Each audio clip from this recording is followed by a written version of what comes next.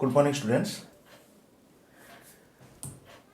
आम रूपांतरीकरण करूँ साक्षात रूपांतरीकरण आम पढ़ुलु।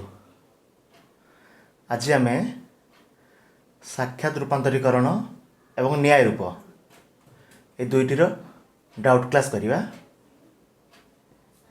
ता पूर्वर जो दुईटी साक्षात रूपांतरीकरण रही जाइछि चतुर्थ संस्थानर दुईटी से दुईटी को शेष करी तापर आम डाउट क्लास स्टार्ट करिया।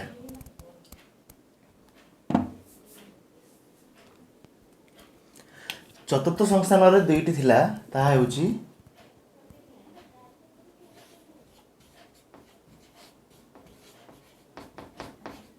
फेरिसन फेसाप। यही दुईटी न्याय रूप को आम प्रामाणिक करवा अर्थात साक्षात भाव में रूपांतरीकरण करवा। साक्षात रूपांतरीकरण को आम डायरेक्ट रिडक्शन को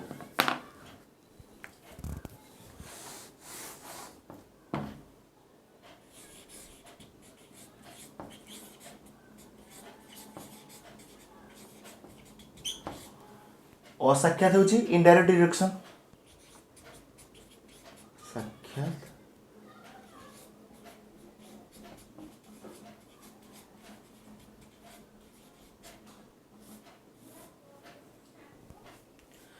फर्स्ट करवा फेरिसन चतुर्थ संस्थान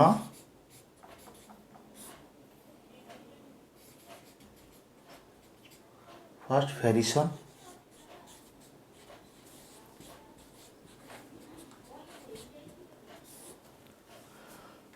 लक्ष्य करवा फेरिसन ले कौन कौन तर्क वाक्य व्यवहार करा जायछि एवं कौन कौन उच्चारण व्यवहार करा जायछि। तर्क वाक्य व्यवहार करा जायछि ए ई ओ जा आम उदाहरण दबा, किंतु उच्चारण कौन कौन व्यवहार करा जायछि ता हेउछि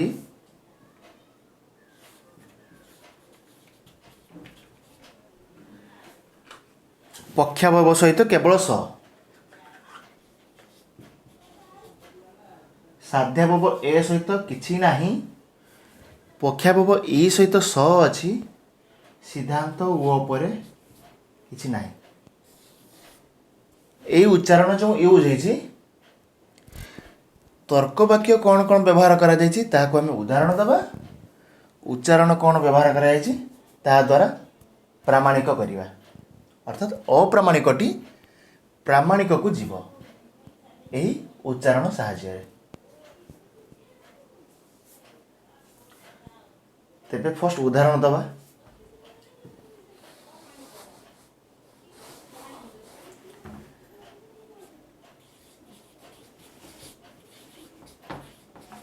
कौन सी पशु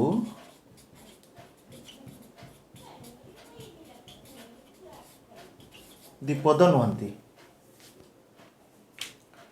वर्तमान ई तर्क वाक्य हेब जेहेतु यह चतुर्थ संस्थान द्विपद हेउची मध्यपद अटंती लागिबो ई तर्क वाक्य केतेक रहइबो केतेक द्विपद डैश अटंती केतेक द्विपद बुद्धिमान लिखिद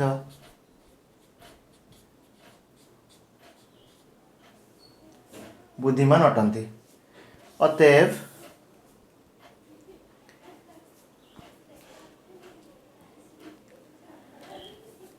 केतेक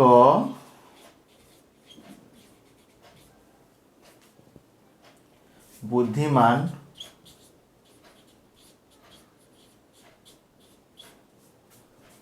पशु नुहंती।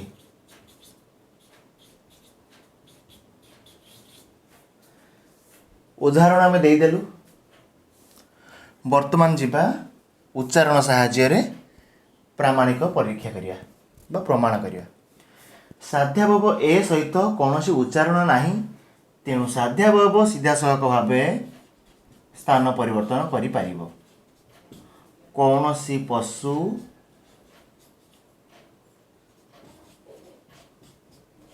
ଦ୍ୱିପଦ ନୁହନ୍ତି। ପକ୍ଷାବୟବ ଇ ସହିତ ସର କାମ ହୋଇଛି। ସର ଅର୍ଥ ସରଳ ସମବର୍ତ୍ତନ। ଇ ତର୍କ ବାକ୍ୟର ସମବର୍ତ୍ତନ କଲେ କେବଳ ସରଳ ହିଁ ହୁଏ, ଅସରଳ ହୁଏ ନାହିଁ। ତେଣୁ ଇ କୁ ଯଦି ଆମେ ସମବର୍ତ୍ତନ କରିବା, ସରଳ ସମବର୍ତ୍ତନ କରିବା, ତେବେ କେତେକ ବୁଦ୍ଧିମାନ ଦ୍ୱିପଦ ଅଟନ୍ତି ହେବ। କାରଣ ଦ୍ୱିପଦ ଏବଂ ବୁଦ୍ଧିମାନ ସ୍ଥାନ ପରିବର୍ତ୍ତନ କରିବେ। ଏହା ହେଉଛି ସମବର୍ତ୍ତନର ନିୟମ।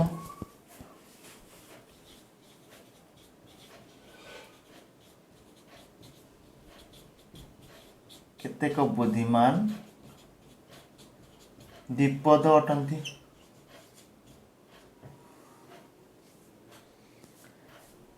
ଶେଷରେ ଆମେ ପାଇବୁ ସିଦ୍ଧାନ୍ତ।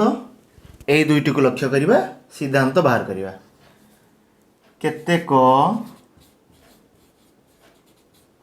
ବୁଦ୍ଧିମାନ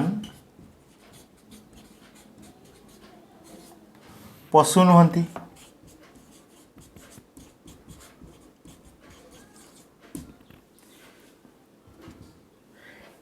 ଏଠାରେ ଲକ୍ଷ୍ୟ କରିବା ପ୍ରଥମ ସଂସ୍ଥାନର ରୂପ ପାଇଛି କି ନାହିଁ। ଥିଲା ଚତୁର୍ଥ ସଂସ୍ଥାନ, ହେଲା ପ୍ରଥମ ସଂସ୍ଥାନ। ଫେରିସନ୍ ପ୍ରଥମ ସଂସ୍ଥାନର ଫେରିଓ ହୋଇଛି। ସାକ୍ଷାତ ରୂପାନ୍ତରୀକରଣରେ ଫେରିସନ୍ ପ୍ରଥମ ସଂସ୍ଥାନର ଫେରିଓ ବୋଲି ପ୍ରମାଣିତ ହେଉଛି। କୌଣସି ପଶୁ ଦ୍ୱିପଦ ନୁହନ୍ତି, ଏ ତର୍କ ବାକ୍ୟ। କେତେକ ବୁଦ୍ଧିମାନ ଦ୍ୱିପଦ ଅଟନ୍ତି, ଇ ତର୍କ ବାକ୍ୟ। ଇ ହେଉଛି ଫେରି। ଶେଷରେ ସିଦ୍ଧାନ୍ତ ପାଇଛୁ ଓ, ତେଣୁ ଫେରି ଓ।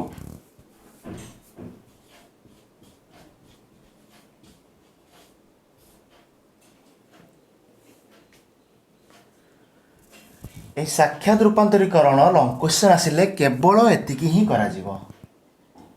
ମୁଁ ଆଗରୁ ବି କହିଛି କ୍ୱେଶ୍ଚନ୍ ଅନୁଯାୟୀ। ଧରାଯାଉ କ୍ୱେଶ୍ଚନ୍ ଆସୁଛି ଫେରିସନ୍କୁ ସାକ୍ଷାତ ଭାବରେ ରୂପାନ୍ତରୀକରଣ କର। ଲେଖାଯିବ ଅପ୍ରାମାଣିକ ନ୍ୟାୟ ରୂପମାନଙ୍କୁ ପ୍ରାମାଣିକ କରିବାର ପ୍ରକ୍ରିୟାକୁ ରୂପାନ୍ତରୀକରଣ କରାଯାଏ। ପ୍ରାମାଣିକ କରିବା ପ୍ରକ୍ରିୟାକୁ ରୂପାନ୍ତରୀକରଣ କୁହାଯାଏ। ସେଇଥିରୁ ସାକ୍ଷାତ ରୂପାନ୍ତରୀକରଣ ହେଉଛି ପ୍ରଥମ ପ୍ରଣାଳୀ। ଏହି ସାକ୍ଷାତ ରୂପାନ୍ତରୀକରଣରେ ଆମେ ମ କ ସ ପ ସାହାଯ୍ୟରେ ଅପ୍ରାମାଣିକକୁ ପ୍ରାମାଣିକ ବୋଲି ପ୍ରମାଣ କରୁ। ଧରାଯାଉ ଫେରିସନ୍ ଦିଆଯାଇଛି, ତାପରେ ଏଇଟା କରାଯିବ। ଫେରିସନ୍ ରହିବ ବାମ ସାଇଡ଼୍, ଫେରିଓ ରହିବ ଡାହାଣ ସାଇଡ଼୍। ଶେଷରେ ଲେଖାଯିବ ପ୍ରମାଣିତ ହେଲା। ଫେରିସନ୍ ସାକ୍ଷାତ ଭାବରେ ଫେରିସନ୍ର ସାକ୍ଷାତ ରୂପାନ୍ତରୀକରଣ ରୂପ ଫେରିଓ ବୋଲି ପ୍ରମାଣିତ ହେଲା।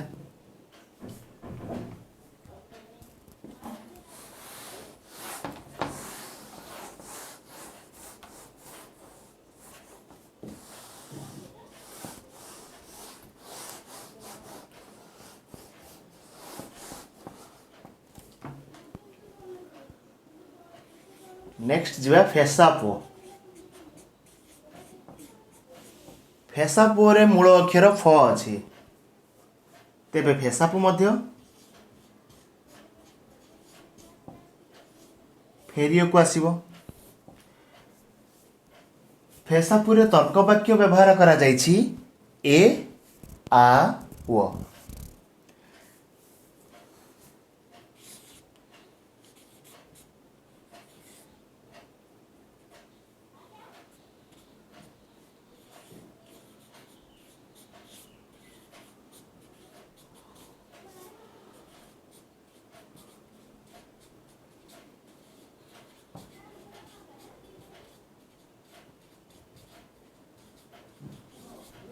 କୌଣସି ମନୁଷ୍ୟ ଚତୁଷ୍ପଦ ନୁହନ୍ତି। ଆ ତର୍କ ବାକ୍ୟ ହେବ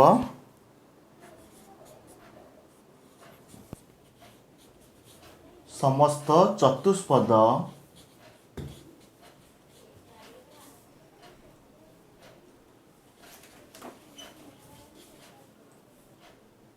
ମରଣଶୀଳ ଅଟନ୍ତି।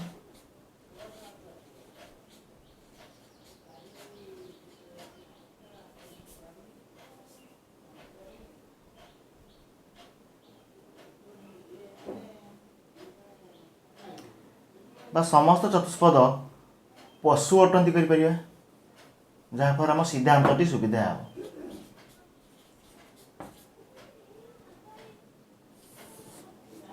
ଅତଏବ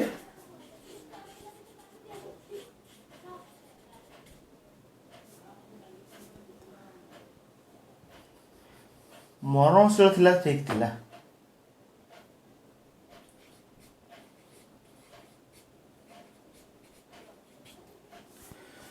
କୌଣସି ମନୁଷ୍ୟ ଚତୁଷ୍ପଦ ନୁହନ୍ତି, ସମସ୍ତ ଚତୁଷ୍ପଦ ମରଣଶୀଳ ଅଟନ୍ତି। ସିଦ୍ଧାନ୍ତ ହେଉଛି କେତେକ ମରଣଶୀଳ ମନୁଷ୍ୟ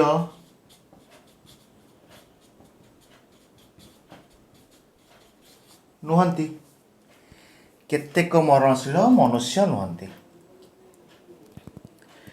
ଏବେ ଏମାନଙ୍କୁ ଆମେ ପ୍ରାମାଣିକ କରିବା ଉଚ୍ଚାରଣର ସାହାଯ୍ୟ ନେଇ। ଫେସାପରେ ଉଚ୍ଚାରଣ ଲାଗୁଛି ସାଧ୍ୟାବୟବ ସହିତ ସ, ପକ୍ଷାବୟବ ସହିତ ପ, ସିଦ୍ଧାନ୍ତରେ କୌଣସି ଉଚ୍ଚାରଣ ନାହିଁ। ତେବେ ସାଧ୍ୟାବୟବଟି କରିବା ସ ଦ୍ୱାରା। କୌଣସି ମନୁଷ୍ୟ ଚତୁଷ୍ପଦ ନୁହନ୍ତି, ଏହାକୁ ଯଦି ସରଳ ସମବର୍ତ୍ତନ କରାଯାଏ କୌଣସି ଚତୁଷ୍ପଦ ମନୁଷ୍ୟ ନୁହନ୍ତି ହେବ।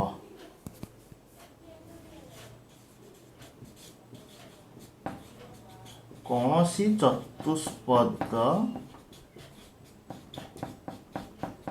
ମନୁଷ୍ୟ ନୁହନ୍ତି।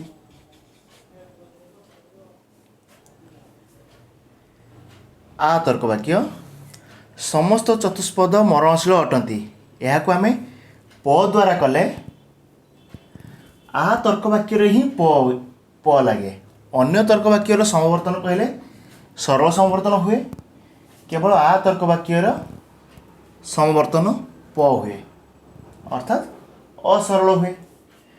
ପର ଅର୍ଥ ଅସରଳ ସମବର୍ତ୍ତନ, ତେଣୁ ଏଠାରେ ହେବ କେତେକ ମରଣଶୀଳ ଚତୁଷ୍ପଦ ଅଟନ୍ତି।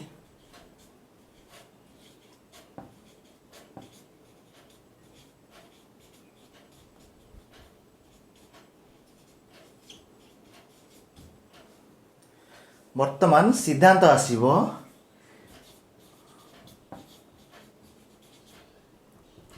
କେତେକ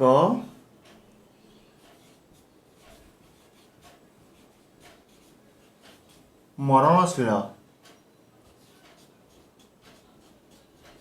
ମନୁଷ୍ୟ ନୁହନ୍ତି।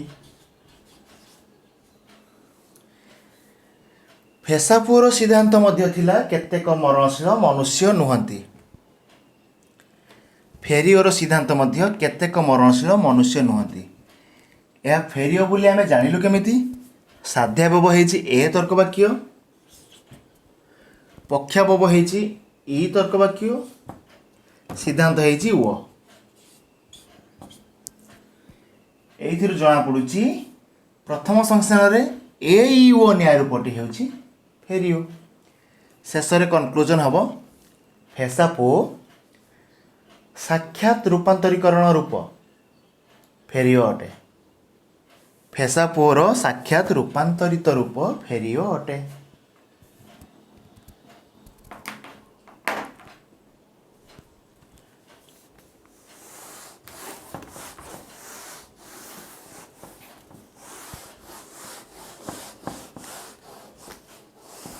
ଆଜି ଆମର ଡାଇରେକ୍ଟ ରିଡକ୍ସନ୍ ସରିଛି। ମୁଁ ପୁଣି କହିବି ଡାଇରେକ୍ଟ ରିଡକ୍ସନ୍ କାହିଁକି ହେଲା, ତା'ର ଉତ୍ପତ୍ତି କେଉଁଠୁ ହେଲା, ଏଇ ଜିନିଷର ଡାଉଟ୍ କ୍ଲାସ୍ ପୁଣି ନେବି ଆଜି। ଡାଇରେକ୍ଟ ରିଡକ୍ସନ୍କୁ ଆମେ ସାକ୍ଷାତ ରୂପାନ୍ତରୀକରଣ କହୁଛୁ। ପ୍ରଥମେ ଆମେ ଜାଣିଥିଲୁ ନ୍ୟାୟ ରୂପ,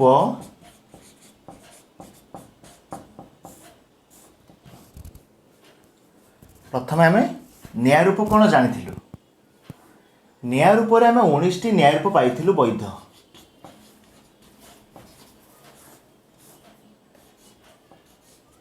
19 वैध न्याय रूप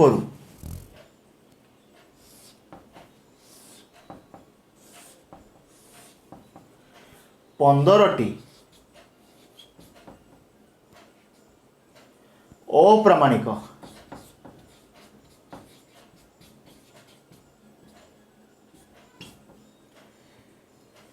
4टी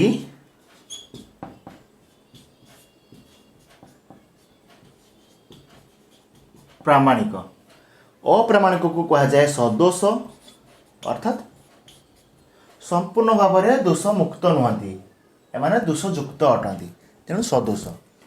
प्रामाणिक को कहा जाए निर्दोष।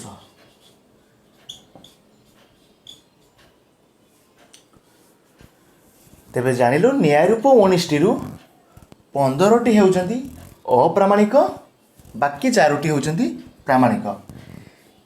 एई 4टी होउचंती प्रथम संस्थान, ता बारबारा, डारी, सेलारेंट, फेरियो। यही 4 जन होउचंती प्रथम संस्थानर न्याय रूप। 15टी न्याय रूप होउचंती द्वितीय, तृतीय, चतुर्थ।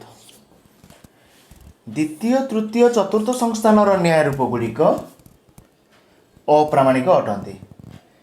द्वितीय संस्थानर 4टी, तृतीय 6, चतुर्थ 5, टोटाल मिसीदेले हेबो 15टी। तेबे यही 15टी न्याय रूप होउचंती द्वितीय, तृतीय, चतुर्थ संस्थानर न्याय रूप। 4टी प्रामाणिक न्याय रूप होउचंती प्रथम संस्थानर न्याय रूप, बारबारा, डारी, सेलारेंट, फेरियो। एमाने अप्रामाणिक हेले काहेकि, से माने प्रामाणिक हेले काहेकि, यार क्वेश्चन होउची न्याय रूप मानकर वैधता परीक्षा करिया पई 3टी नियम थाए।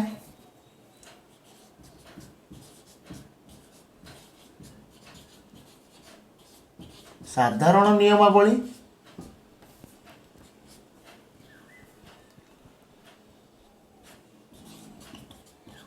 प्रत्येक संस्थानर स्वतंत्र नियमावली,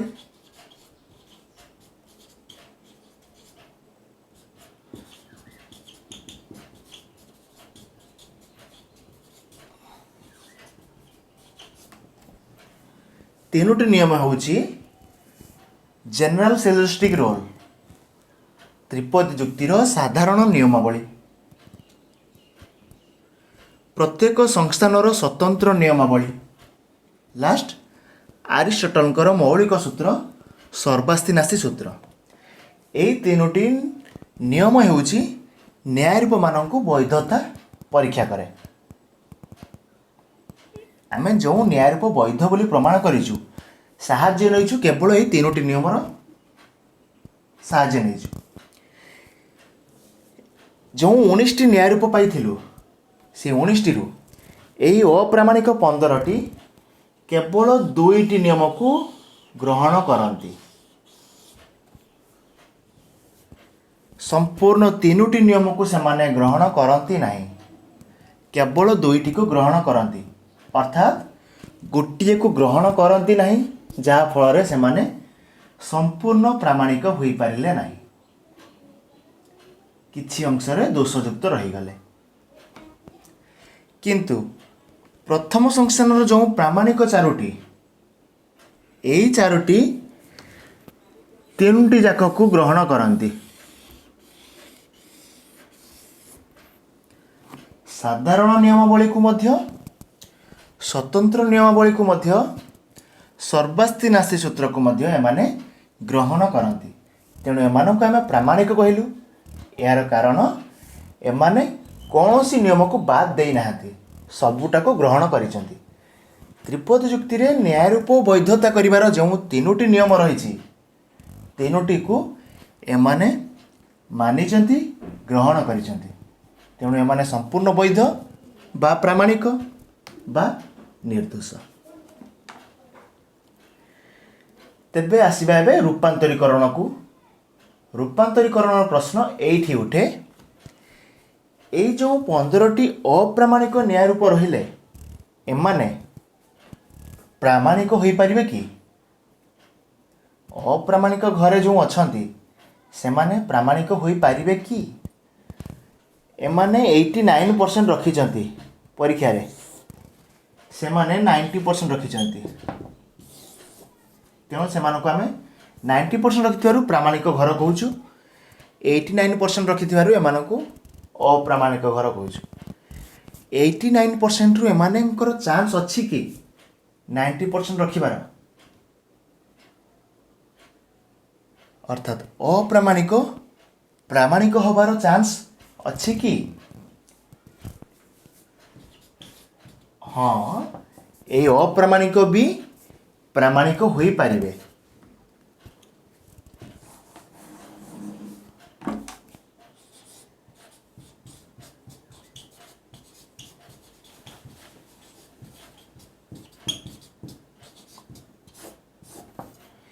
ଏହି ଅପ୍ରାମାଣିକ ବି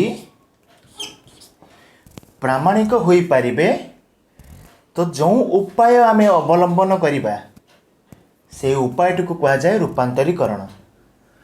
ଅପ୍ରାମାଣିକ ମାନେ ରୂପାନ୍ତରୀକରଣ ସାହାଯ୍ୟରେ ପ୍ରାମାଣିକ ହୋଇପାରିବେ।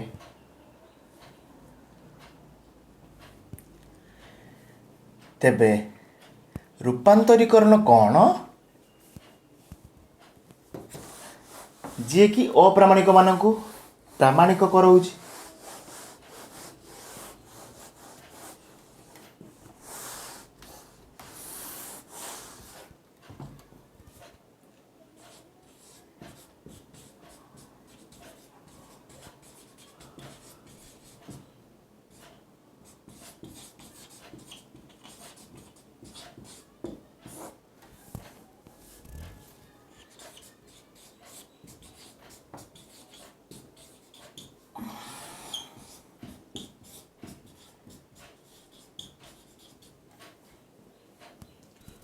ରୂପାନ୍ତରୀକରଣ ଏକ ପ୍ରକ୍ରିୟା ଯାହାଦ୍ୱାରା ଅପ୍ରାମାଣିକ ନ୍ୟାୟ ରୂପମାନେ ପ୍ରାମାଣିକ ବୋଲି ପ୍ରମାଣିତ ହୁଅନ୍ତି। ତେଣୁ ଆମେ ଲେଖୁ ଅପ୍ରାମାଣିକ ନ୍ୟାୟ ରୂପମାନଙ୍କୁ ପ୍ରାମାଣିକ କରିବାର ପ୍ରକ୍ରିୟାକୁ ରୂପାନ୍ତରୀକରଣ କୁହାଯାଏ। ଯେଉଁମାନେ ଅପ୍ରାମାଣିକ ଅଛନ୍ତି ସେମାନଙ୍କୁ ଆମେ ରୂପାନ୍ତରୀକରଣ କରିବା। ଅର୍ଥାତ୍ ରୂପାନ୍ତରୀକରଣ ସାହାଯ୍ୟରେ ପ୍ରାମାଣିକ କରିବା। ତେଣୁ ଏହି ରୂପାନ୍ତରୀକରଣ ପୁଣି ଦୁଇ ଭାଗରେ ବିଭକ୍ତ କରାଯାଏ।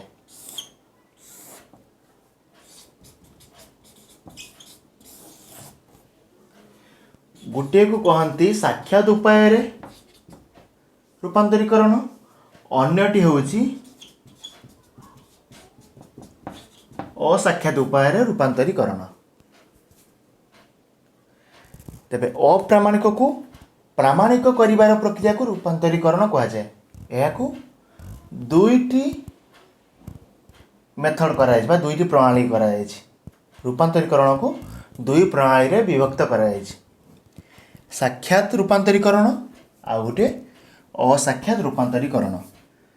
ଆମେ ଯାହା ପଢ଼ିଥିଲୁ, ଯାହା ଗତ କ୍ଲାସ୍ରେ ପଢ଼ିଥିଲୁ ରୂପାନ୍ତରୀକରଣ, ତାହା ଥିଲା ସାକ୍ଷାତ ରୂପାନ୍ତରୀକରଣ।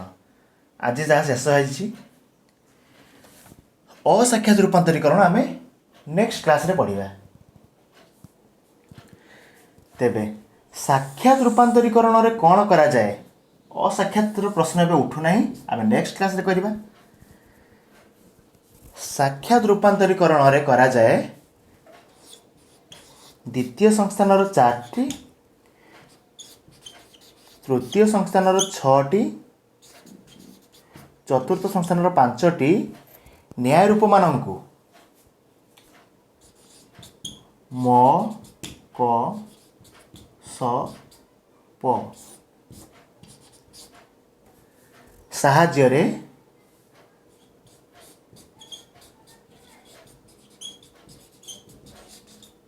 ପ୍ରାମାଣିକ କରୁ।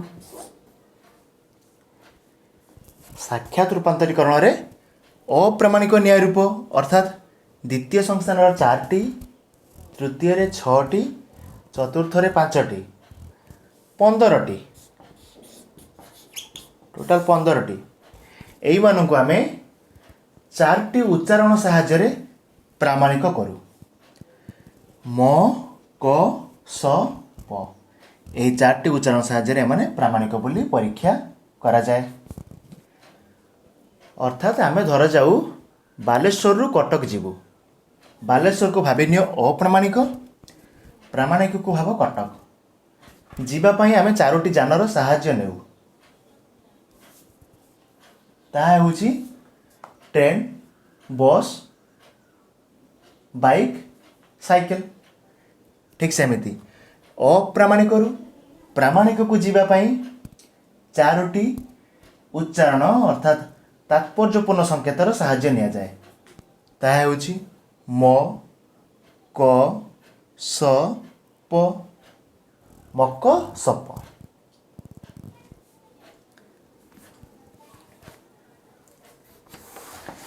ତେବେ ଶେଷରେ ଆମେ ପ୍ରମାଣ କରି ଏହା ପାଇଲୁ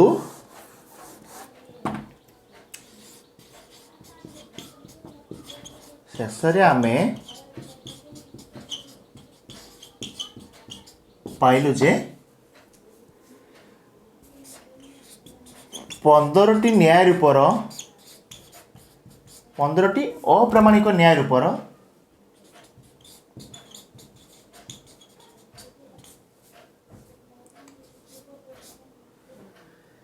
ସାକ୍ଷାତ ରୂପାନ୍ତରିତ ରୂପ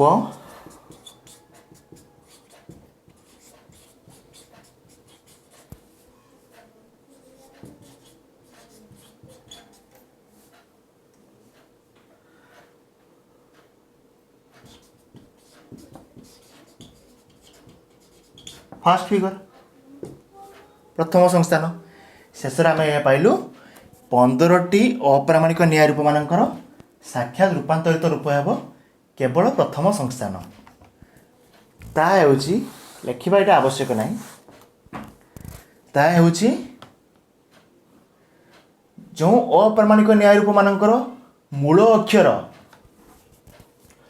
ଅକ୍ଷର ଯାହା ଅପ୍ରାମାଣିକ ନ୍ୟାୟ ରୂପର ଆଦ୍ୟ ଅକ୍ଷର ବା ମୂଳ ଅକ୍ଷର ଯାହା ସେହି ମୂଳ ଅକ୍ଷର ଥିବା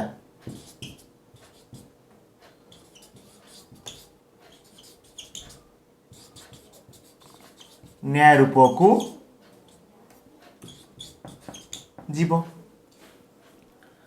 ଧରାଯାଉ ବ୍ରାହ୍ମଣ ଟିପ୍ରେ ମୂଳ ଅକ୍ଷର ବ ଅଛି। ତେଣୁ ବ୍ରାହ୍ମଣ ଟିପ୍ ନିଶ୍ଚିତ ଭାବରେ ପ୍ରଥମ ସଂସ୍ଥାନର ବାରବାରାକୁ ହିଁ ଯିବ, କାରଣ ଉଭୟଙ୍କର ମୂଳ ଅକ୍ଷର ସମାନ। ତେଣୁ ଏଇ ଟ୍ରିକ୍ଟା ମନେ ରଖିଥିବ, ଅପ୍ରାମାଣିକର ମୂଳ ଅକ୍ଷର ଯାହା ଥିବ ସେହି ମୂଳ ଅକ୍ଷର ଥିବା ନ୍ୟାୟ ରୂପକୁ ଯିବ। ସାମେନେସ୍ ପ୍ରଥମ ସଂସ୍ଥାନର ସେଲାରେଣ୍ଟକୁ ଯିବ।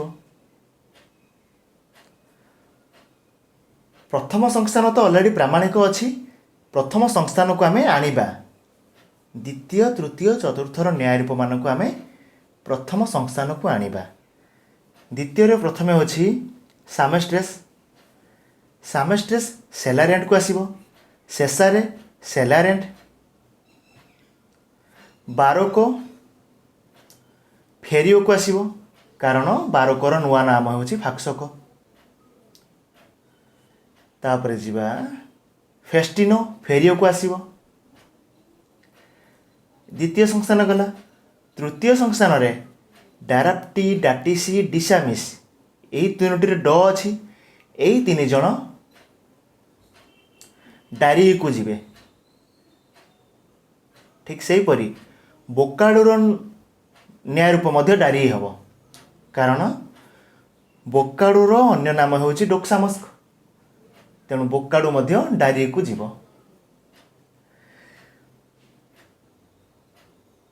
ଫ୍ରେସିସନ୍ ଫେରିଓକୁ ଯିବ। ଫେଲାପ୍ଟୋନ୍ ଏହା ମଧ୍ୟ ଫେରିଓକୁ ଯିବ। ଅର୍ଥାତ୍ ତୃତୀୟ ସଂସ୍ଥାନର ଲକ୍ଷ୍ୟ କରାଯାଏ ଡାରି ଆଉ ଫେରିଓ। 4 जण डारी जाउछंती 2 जण फेरिएको। चतुर्थ संस्थान आम लक्ष्य कलु ब्राह्मणटिव बारबारा को आसीबो, सामेनेस सेलारेंट को आसीबो,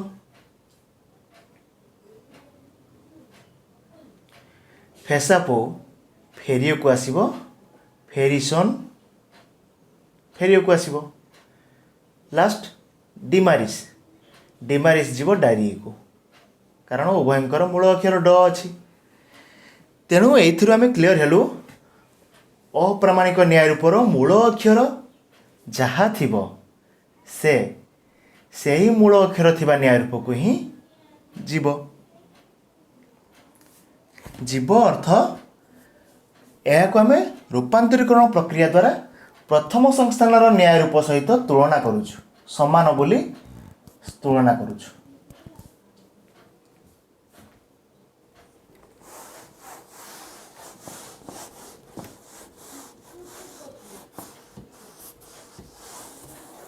तेबे टोटल त्रिपद जुक्ति रे क्वेश्चन हेउची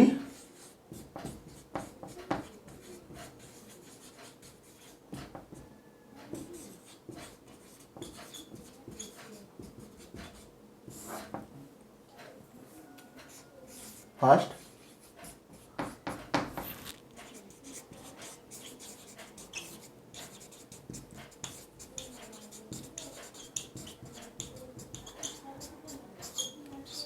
ए क्वेश्चन अनुसार समस्ते नोट्स तैयारी करिवो। मु पूरा नोट्स वाइज क्लास रे कहूची, मोर कथा को समस्ते सुनिबो, नोट्स बनेइबो। कारण लॉजिक रे नोट्स किछि नाही, जस्ट बुझिबो नोट्स बनेइबो। त्रिपद जुक्ति कहा को कहा जाए?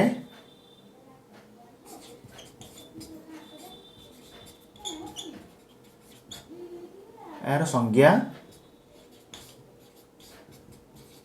लक्षण गठन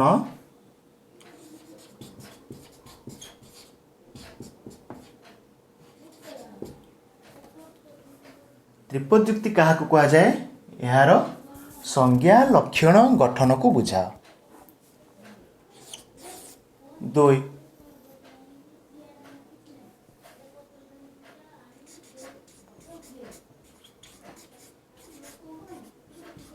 न्याय रूप क्या कहा जाए?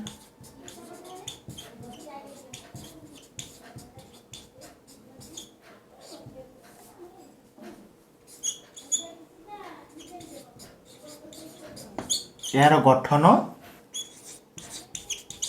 ओ वैधतार उपाय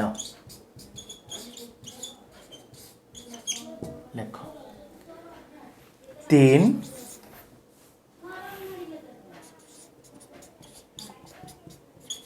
साक्षात रूपांतरीकरण कर। 3 नंबर क्वेश्चन ले गोटे न्याय रूप नाम दे देबो। धरा जाऊ सामेस्ट्रेस अछि बा सामान्यस अछि, यह को साक्षात भाव में रूपांतरीकरण कर। सही जगह तमें केवल रूपांतरीकरण ही करिवो। जो मु मैथ करूची केमिति मो द्वारा क द्वारा प द्वारा स द्वारा प्रामाणिक होइछंती, केवल सही मेथडटा ही लेखा जीवो। एपटे रहिबो अप्रामाणिकर उदाहरण, म क प स द्वारा प्रामाणिक केमिति होइछंती सेटा ही करा जीवो। एटा बहुत सहज, एटा ही 5 मार्क।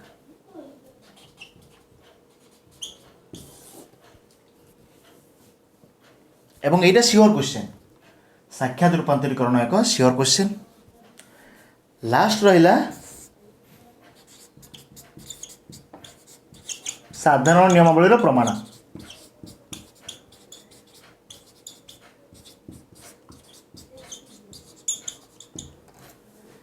जे कौन सी गोटे साधारण नियमावली पड़ो ताको आमे व्याख्या करिबा। यह को आमे शेष क्लास रे पढ़िबा। साधारण नियमावली कौन मु बुझेइछि, किंतु लॉन्ग क्वेश्चन केमिति लेखा जीवो ता आमे शेष क्लास रे पढ़िबा। एवं एही साधारण नियमावली को आमे गोटे गोटे स्टेप वाइज बुझेइबा। बाकी या मध्य रे आउ गोटे क्वेश्चन रहउछि, न्याय संस्थान कौन? ता लॉन्ग क्वेश्चन नुहे, ता होछि 3 मार्क बा 2 मार्क क्वेश्चन। तेणु त्रिपदी जुक्ति रे एतिकी ही क्वेश्चन।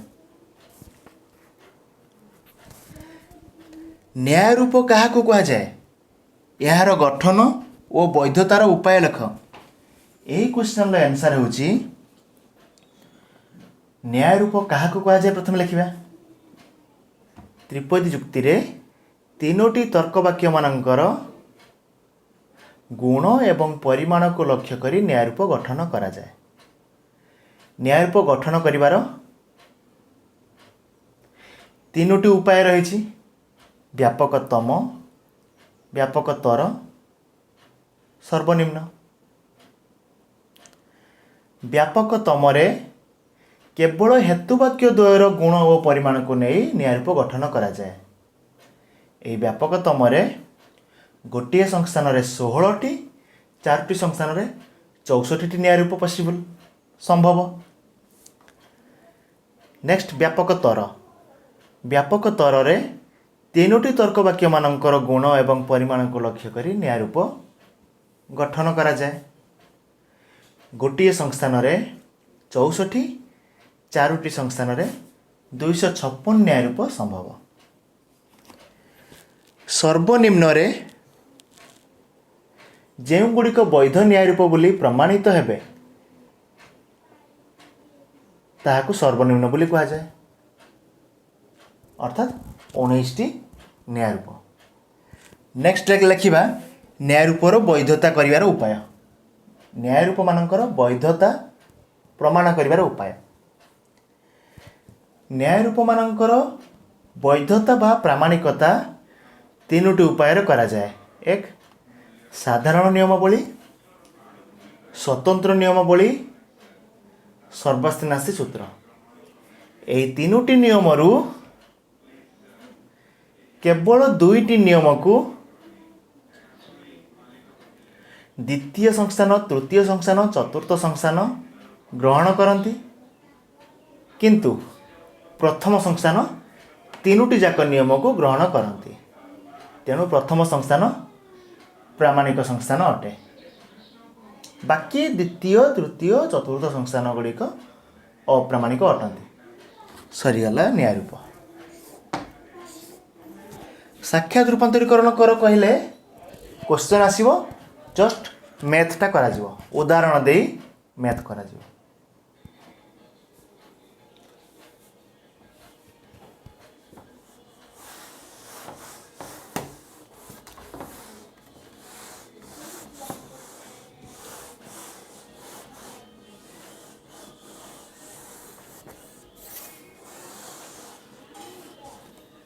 नेक्स्ट क्लास रे हमें पढ़िबा असाक्षात।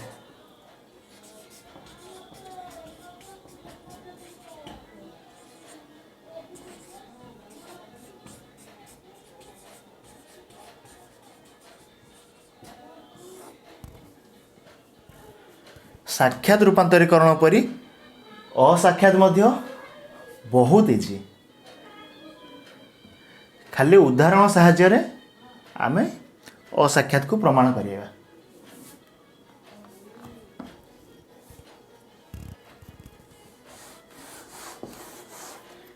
तेबे त्रिपद जुक्ति रे कौन कौन क्वेश्चन पॉसिबल मु तो कही देली। एटा सेकेंड यूनिट थिला। फर्स्ट यूनिट रे तमर क्वेश्चन हबो समवर्तन क्या कह जाए। 4टी तर्क वाक्य मानकर समवर्तित प्रमाण कर, गोटिया क्वेश्चन। नेक्स्ट आउ गोटे क्वेश्चन होची व्यावर्तन क्या कह जाए। 4टी तर्क वाक्य मानकर व्यावर्तित प्रमाण कर। तो फर्स्ट यूनिट रे 2टा क्वेश्चन आउ त्रिपद जुक्ति यूनिट रे 3टी क्वेश्चन प्राय आसे। साधारण नियमावली निश्चित आसे, साक्षात रूपांतरीकरण निश्चित आसे, बाकी रहिला त्रिपद जुक्तिर संज्ञारू गोटे आसीपरे बा न्याय रूप, से गुड़िक 3 मार्क रे निश्चित आसीबो। 2टी लंग क्वेश्चन निहाती रहिला, अन्य 2टी 3 मार्क रे निहाती आसीबो।